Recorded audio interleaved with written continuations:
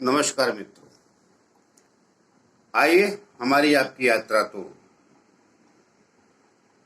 वर्षफल 2021 के लिए चली रही है। तो मैं कन्या लगन तक के लिए बात कर चुका हूं। तो आइए तुला लगन से आज शुरू करते हैं। और मैंने पहले वीडियो में बोला था कि अगर आप लोग हमारी बात को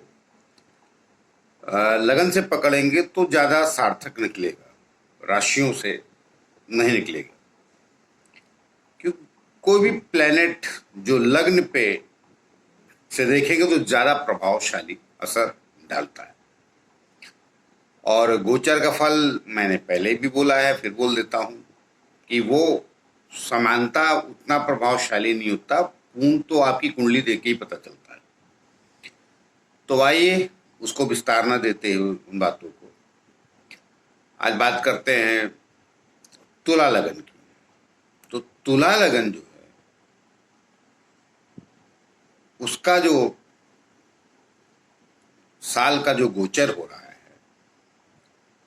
वो आपके चौथे भाव में गुरु और शनि बैठे हैं। शनि वहीं पर हैं।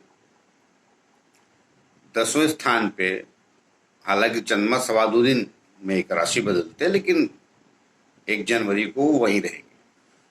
10वें स्थान में चंद्रमा है जो आपके कर्म का मालिक है और वहीं रहेंगे।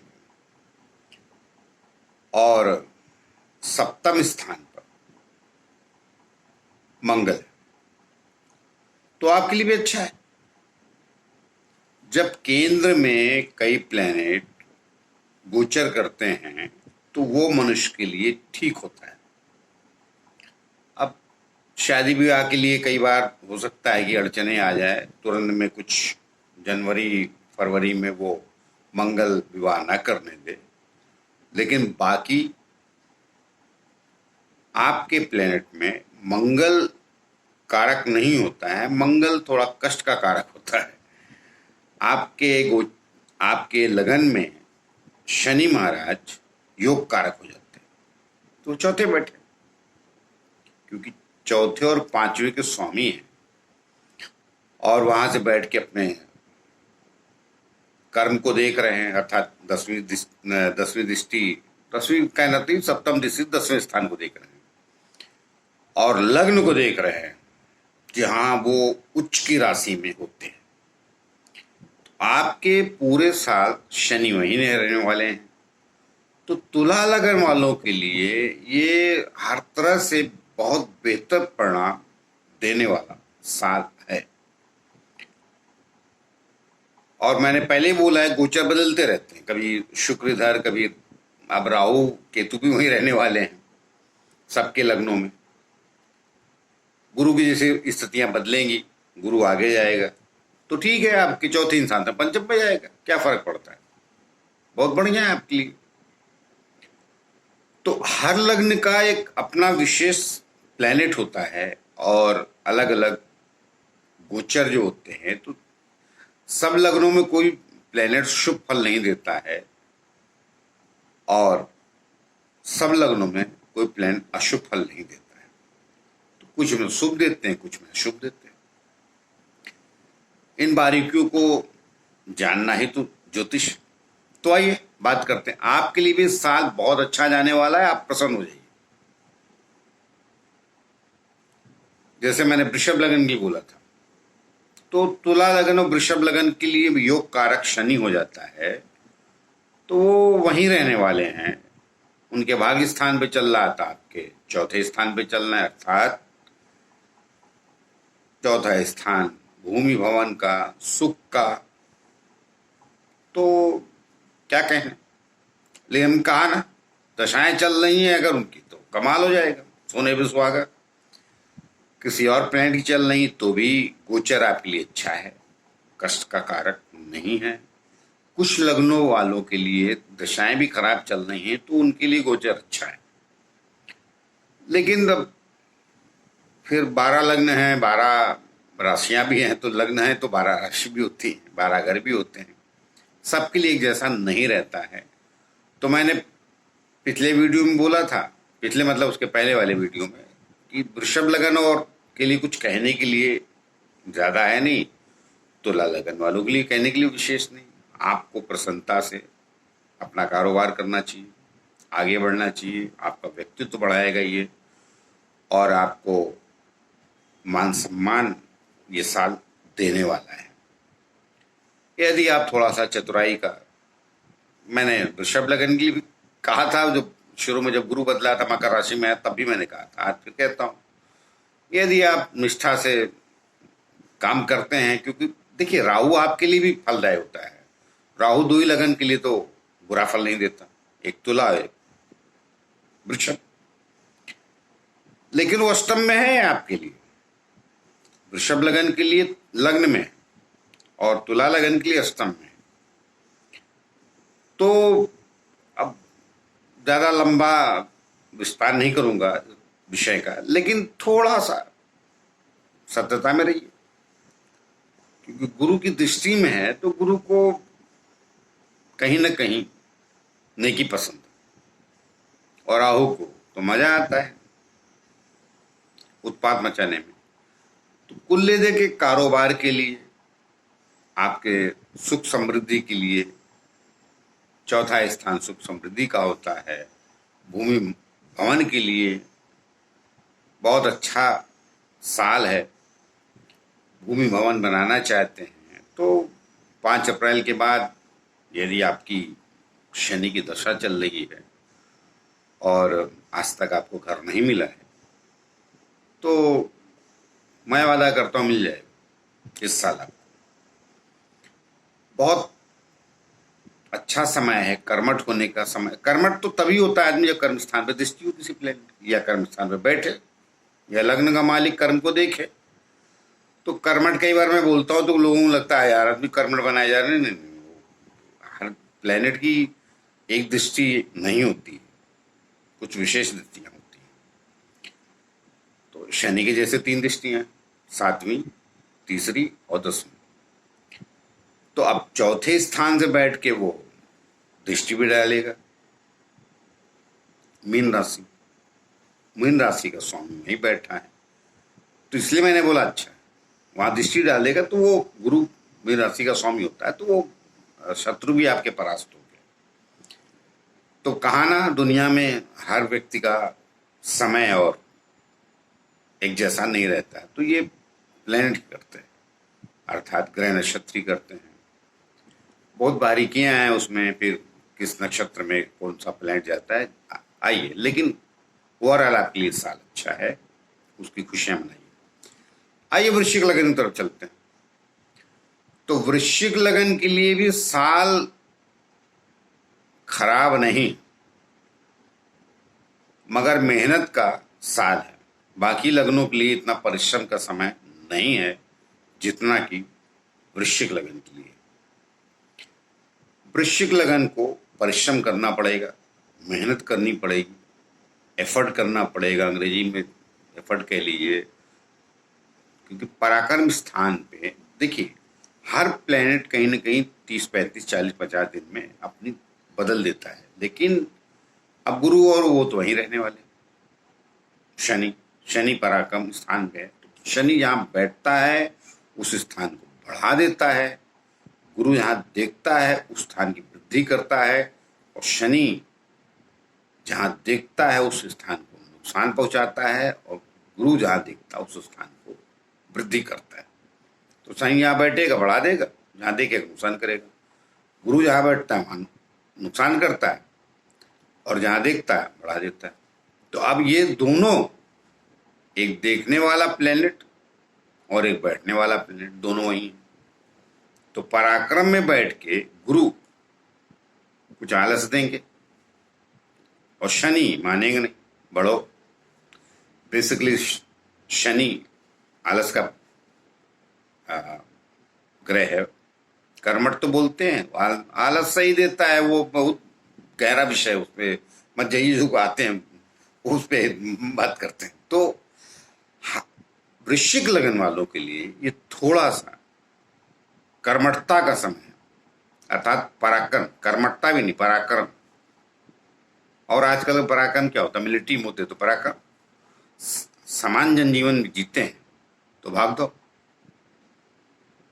जितना भागेंगे, जितना जिस भी क्षेत्र में है आप, हम उन सब क्षेत्रों की बातें नहीं करूंगा वरना वीडियो लंबा हो जाता है, तो जिन भी क्षेत्रों में है तो आपको कहीं न कहीं, जैसे मैंने पीछे भी जब गुरु चेंज हुआ था तो मैंने एक शब्द कहा था, अपने खोल से बाहर निकलने का समय, तो फिर आपको लाभ होगा और उससे फिर आप आने वाले साल को सुधार सकेंगे। और मंगल आपका छठे चला गया, तो छठा प्लेनेट मंगल बुरा नहीं होता, मगर लग्न का मालिक छठे चला जाए तो वो भी पराक्रम बताता है। रोग, शत्रु, इनसे लड़ने का समय, तो शत्रु को पैदा नहीं होंगे, वो मानसिक रूप से आपको लगेगा भी लेकिन जीतेंगे नहीं। छठा मंगल आदमी को विजेता बनाता है शत्रुओं का। तो लेकिन कहीं न कहीं, क्योंकि हमारे कह रहे हैं वृश्चिक लगन में बुध और शुक्र बहुत विशेष फलदायी नहीं होते, तो इसमें गुरु, मंगल, चंद्रमा फलदायी होते हैं और चंद्रमा भाग्य स्थान के मालिक होके हर सवा 2 दिन में राशि बदलते रहते हैं। तो चलायमान जीवन वृश्चिक लगन वालों के लिए होता है। अब जो लोग जी रहे होंगे वो ठीक है, जबकि लगन स्थिर होता है, लेकिन ज्यादातर संघर्षशील जीवन अगर किसी का रहता है तो वृश्चिक लगन वालों का रहता है और विजेता भी बनते हैं। सबसे ज्यादा संघर्ष ही करते हैं।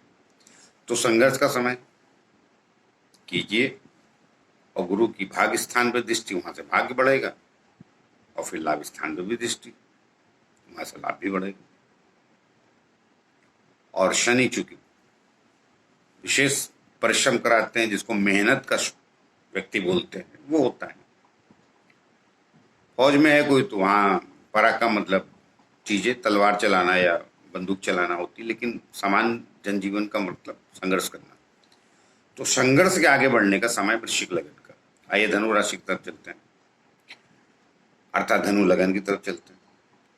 तो धनु लगन वालों का ये गोचर, गुरु उनसे द्वितीय चला गया और शनि महाराज भी बैठे और तीसरे स्थान के भी मालिक, अर्थात वो भी पराक्रम के मालिक हैं।